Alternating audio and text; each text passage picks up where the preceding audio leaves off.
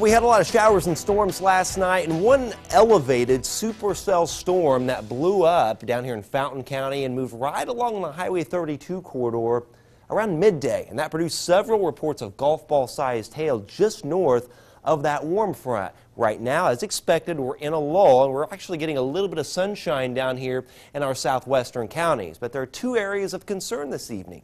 First of all, the cold front off to the west, where we have that warning right there, that tornado warning. That's a tornado on the ground north of St. Louis. Also the warm front, which is just south of Lafayette, and I wouldn't be surprised if a couple storms try to form on that warm front this evening, and then where the warm front and cold front kind of hook together, that's where we've got that tornado right now. So bottom line is increasingly active as the evening wears on and warming up in a big way. Let's go to the maps now. Notice 64 degrees at Crawfordsville. The warm front is very slowly lifting northward with time. So it's 49 Lafayette. I just got an email from Robert Jenkins there at Pine Village. He's got 49, 45 Monticello, 43 Winnemac, but it's 55 at Attica.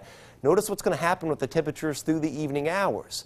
Keep going upward. They're going to be up into the 60s, so that will allow that severe weather threat to expand northward along and behind that warm front. So really after 6 p.m. to 1, we're fair game for severe weather. Any supercell that can blow up on that warm front, and also the main line of storms that will swing through as well.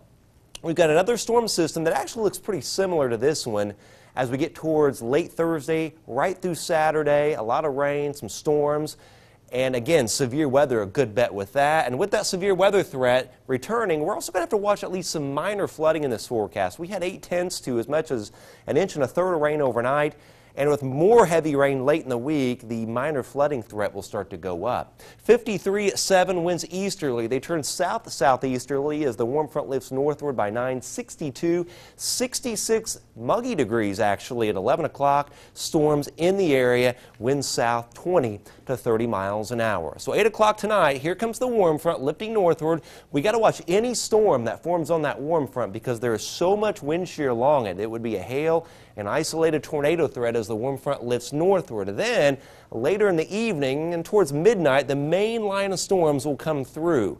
Best tornado threat is Lafayette, Frankfort, Pine Village, and southward. But northward, still a potential of some large hail, perhaps an isolated damaging wind gust. Again, as the warm air surges northward, and then everything ends. Nothing more than a quick shower early tomorrow morning, and then partial clearing, a windy and cool day. All right, here's this evening and tonight's outlook. Again, West Lafayette, Lafayette, Frankfort, Attica, Crawfordsville, Waveland, and Perrysville. That's your wind, hail, and tornado threat. And then as you head northward, it's mainly hail with some isolated damaging winds. But again, if the really warm air works a little farther northward, then the tornado threat would work northward as well. So we got to keep an eye on that. Logansport, Monticello, Burlington, and Peru. The other weather story, this is taking the rain we got last night, the rain we're going to get tonight, and then the rain later in the week. And you can see the models are projecting easily over 3 inches of rain here in the upper Wabash Valley, Peru, Logansport, Delphi.